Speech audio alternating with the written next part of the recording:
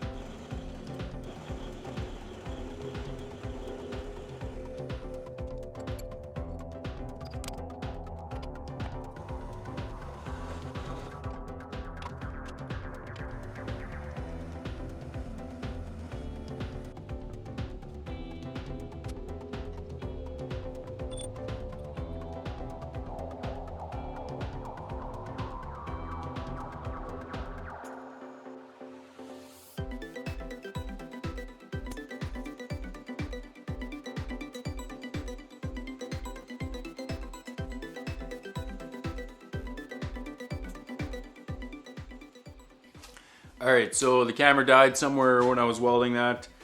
But I'll show you guys kind of, maybe this will make more sense to you, what I've actually got.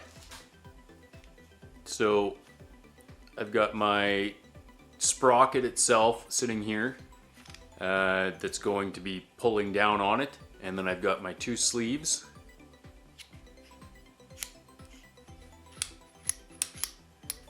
So these will be welded somewhere to the chassis, basically on an angle like this, and as you tighten those bolts, it's going to pull it down and tighten the chain. And this is allowed to free spool.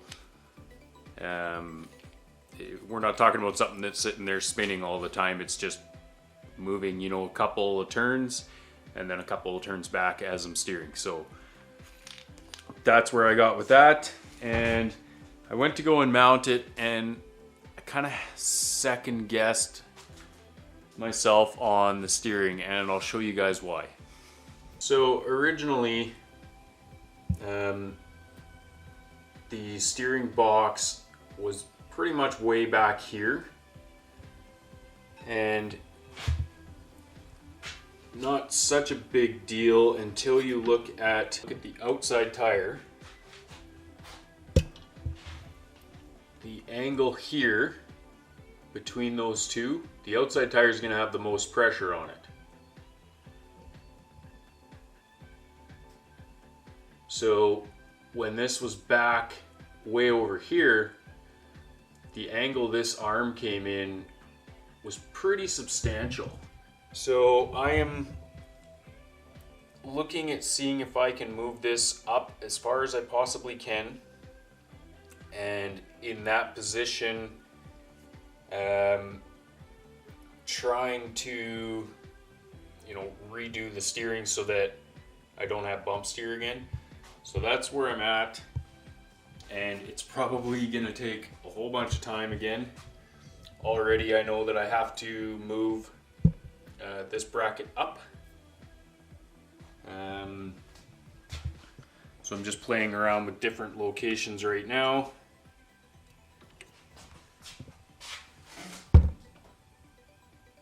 So it may not look like I've really accomplished much. I got, you know, this thing built, but I gotta revisit this steering because I was pretty concerned, you know, on the outside tire having that much of an angle. There's a good chance that it would have just bent that, you know, the main rack arm that's coming out. It could have just folded that in, and then I'd be stuck at turning that angle. So, you know, obviously it would have led to a pretty significant crash. So I'm moving it as far forward as I can, and then I got to do all the realignments again and play around with, you know, bump steer and try to get that dialed in. So it's probably going to take a little bit of time, and I'll hopefully have it all reassembled for the next episode, and then we can get the chain tensioner mounted, or that'll all be part of the next one, and we'll go from there. Thanks for checking it out, and we'll see you guys on the next one.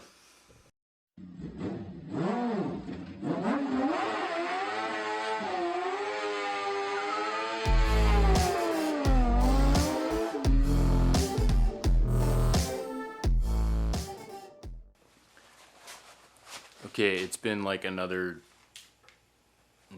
probably almost 20 hours since the last clip that you guys saw. I have rebuilt my steering system. I've got less of that angle that I was talking about that I was concerned with, significantly less. The steering is quite a bit more forward, and tensioners are in, and I think everything's gonna work. So once I have my this piece here goes to the actual steering wheel, and once I have an eye bolt that's holding that against the chassis, then this is the basic setup. So you can see I've got the tensioner mounted on the underside and the two Allen keys to tighten it up. double chain. And yeah, it moves pretty smoothly. Clears the headers, not by much. I'll show you guys that.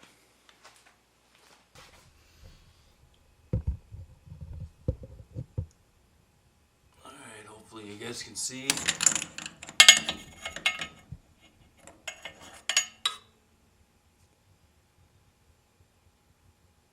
There's a very small amount of space in there. Hopefully still enough for the wrap. Not a whole lot of options at this point either way.